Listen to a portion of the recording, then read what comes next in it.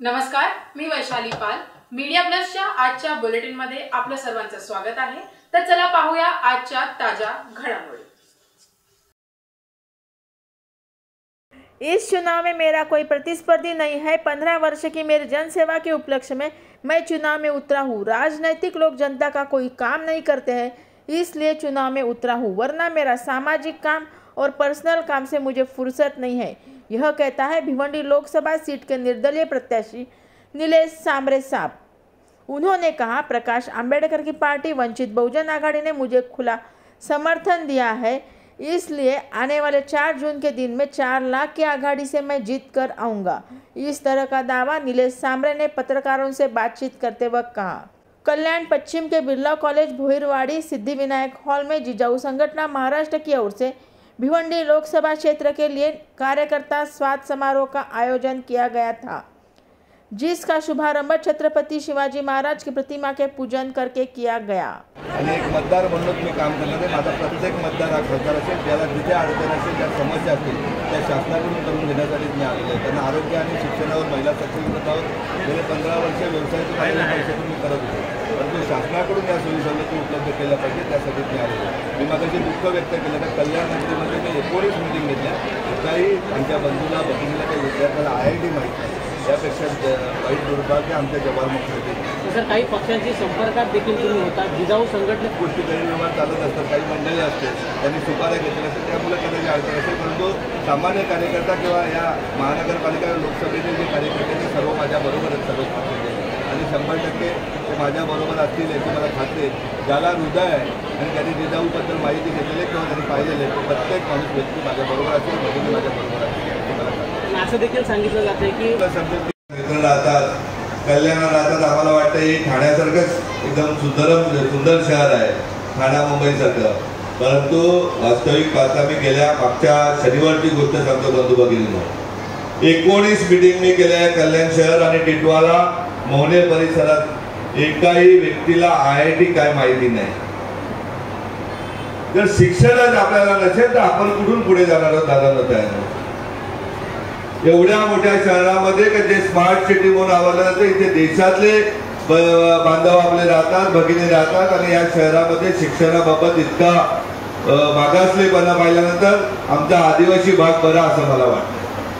अगदी आदिवासी वाड्यांवर गेलो, मोहने येथील चालीमध्ये गेलो, पापड लाटून आमच्या भगिनींचे हात कसे सुजलेले आहेत, पाठ्याचे मणके कामातून गेलेले आहेत. जिथे जावं तिथे परिस्थिती बघतोय का अत्यंत दुर्दैवी परिस्थिती. शहरात राहणारा मध्यमवर्गीय बांधव कसा तरी रेल्वेमध्ये कोंबून प्रवास करतोय.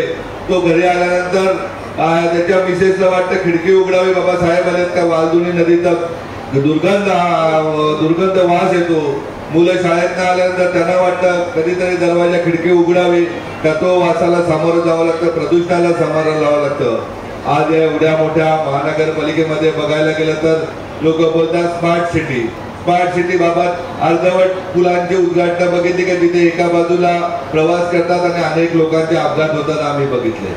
आज मुंबई लगतचा 10 प्रदेश कल्याण जंक्शन, मला वाटतं खूप वर्षापासून रेल्वे चालू झाल्यापासून झाला असेल कल्याण जंक्शन, का इथे देशातील बहुसंख्य राज्यातील आपले बंधू भगिनी राहतात. आपल्या ठाणे पालघर जिल्ह्यातील मोठ्या प्रमाणात, उत्तर महाराष्ट्रातील बंधू भगिनी मोठ्या प्रमाणात इथे राहतात. परंतु या शहराबाबत का कोणाला वाटत नाही का इथला शैक्षणिक दर्जा वाढला पाहिजे, सुधारला पाहिजे. इथे प्रत्येक व्यक्ती, प्रत्येक माणूस हा आपल्या मुलांप्रमाणे त्यालाही शिक्षण मिळालं पाहिजे.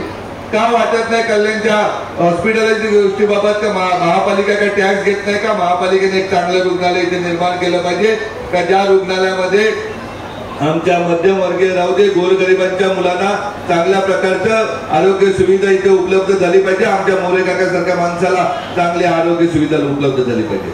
मी तर अगदी ठामपणे सांगतो की अख्ख्या भिवंडी लोकसभेमध्ये साधी डोळ्याची सर्जरी करणारं रुग्णालय नाही.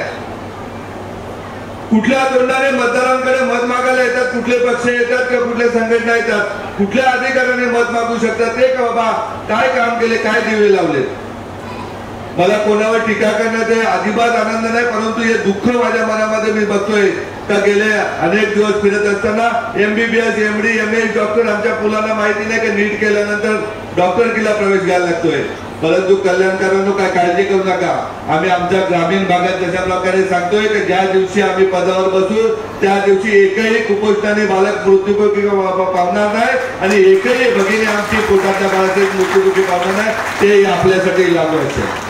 आमची जबाबदारी असेल आपल्या आरोग्याची सुविधा उपलब्ध करून देण्याची, आमची जबाबदारी असेल आपल्या शिक्षणाबाबत सुविधा उपलब्ध करून द्यायची.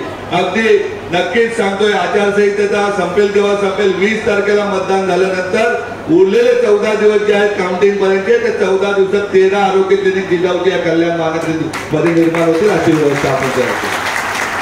का आमच्या गरिबांना लाखो रुपये बिल भरायला लागलं पाहिजे?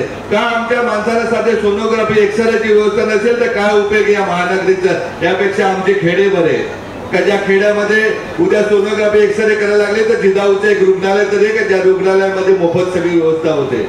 अगदी ठामपणे भगिनींनी सांगू शकतो. त्याला कारण आहे एक शेतकऱ्याचा मुलगा त्यांनी डोक्यामध्ये ठरवला तो काय करू शकतो, काय त्याच्याकडे विचार आहे. तुम्ही झडकोलीला एकदा या आणि बघा का ज्या 200 लोक असतील त्या गावामध्ये एक असं सुंदर रुग्णालय का 130 खाटाचं रुग्णालय, पोटातल्या बाळापासून त्याच्या सिजर पासून तर अगदी 100 वर्षाच्या आजोबापर्यंत जो होईल तो आमच्या कुठल्याही समाज बांधवाला आजाराचा पूर्ण बरा करण्याची जबाबदारी आपल्या जिजाऊची. एकदा येऊन बघा झडकोलीला का ज्या सीबीएसई 8 सीबीएसई शाळा आपली जिजाऊ चालवते का ज्यामध्ये 20,000 विद्यार्थ्यांना मोफत सीबीएसईचं शिक्षण दिलं जातं. एवढ्यावर न थांबता सांगतोय का अगदी मटण तोडणाऱ्या खाटीक समाजातील आमच्या छोट्या गरीब भावाची मुलगी IIT करून जाते तर गोरगरीब आदिवासींची मुलंही MBBS ला गव्हर्नमेंट मेडिकल कॉलेजला जातात अशी व्यवस्था आपण केलेली आहे. एवढ्यावर न थांबता मगाशी सांगितलं कैलास महापातींनी भाषणामध्ये तर आम्हाला दरवर्षी किमान 40 विद्यार्थी MBBS ला प्रत्येक शाळेमधून गेले पाहिजेत गव्हर्नमेंट मेडिकल कॉलेजला. आपल्याला किमान 40 विद्यार्थी IIT ला गेले पाहिजे. त्या दृष्टीने नीट JEE चे क्लासेस आपल्याकडे इयत्ता 9वी पासून सुरू आहेत. आपल्याला या महानगरातून असे विद्यार्थी घडवायचे उद्या आई वडील नसतील परंतु त्या विद्यार्थ्यामध्ये कुवत असेल तर त्याला चांगल्या प्रकारचा आपण घराचा घरपण देऊन त्याला पालकत्व देऊन त्या विद्यार्थ्याला UPSCच्या रिझल्ट मध्ये 20 लाख विद्यार्थ्यांमध्ये पहिल्या 10 मध्ये आणून आपल्याला पंतप्रधान कार्यालय चालवायला सोडायचं आहे. आपल्याला छोटी स्वप्न नाही दादा नव्हता. इथे आलोय कल्याणला एक खासदार बनण्यासाठी नाही आलेलो मी. खासदारापेक्षा खूप चांगल्या आयुष्यारामाचं जीवन मी जगू शकतो, तेही कोणाच्या खिशात हात न घालता मेहनतीच्या पैशावर घालू शकतो. परंतु मला तुमचं दुःख पावत नाही म्हणून मी इथे आलेलो आहे. आपल्याला आपले विद्यार्थी न्याय व्यवस्थेत गेले पाहिजे. का वाळधुनीचं पाणी आम्हाला प्रदूषण खायला लागतं? इथल्या आयुक्ताच्या बंगल्याला आहे का तिथे प्रदूषणाची व्यवस्था? का इथल्या कुठल्या लोकप्रतिनिधीला प्रदूषणाला सामोरं करावं लागतं? त्यावेळेस आम्हाला आमच्या न्याय व्यवस्थेमध्ये आमचे जर उच्च न्यायालयात आपल्यातील न्यायाधीश असतील, सर्वोच्च न्यायालयात असतील तर आपण एक जनहित याचिका टाकू की या महानगरपालिकेची जबाबदारी आम्हाला सोयी सवलती द्यायची आणि त्या देत नाही आपण आपला न्याय द्यावा. त्या महानगरपालिकेकडनं एक उच्च न्यायालयाकडनं एक आदेश दिला जाईल की या महापालिकेला काही महिन्यातच आपल्या पाण्याची, आपल्या आरोग्याची, आपल्या या दुर्गंधीपासून मुक्त करण्याची ऑर्डर केली जाईल आणि त्याला ते करावी लागेल. दर महिन्याला ते माननीय न्यायाधीश महाराज त्याचा अहवाल मागतील. अशा प्रकारची व्यवस्था आपल्याला करायची. बाबासाहेब बोलायचे की शिक्षण हे वाघिणीचं दूध आहे. हे वाघिणीचं दूध फक्त श्रीमंतांपर्यंत मुलून नाही चालणार दादा दूध आहे. ते आपल्या गोरगरीब माणसाच्या घरापर्यंत आलं पाहिजे आणि त्यातील मुलं हे दूध पिऊन मजबूत तंदुरुस्त झाले पाहिजेत आणि ते प्रशासनामध्ये आले पाहिजेत. ते लोकशाहीमध्ये अगदी लोकसेवक म्हणून नगरसेवकापासून खासदारापर्यंत झाले पाहिजेत असं मला वाटतं. या होत्या आजच्या ताज्या घडामोडी. अशाच ताज्या घडामोडींसाठी परत भेटू. तोपर्यंत जय हिंद, जय महाराष्ट्र.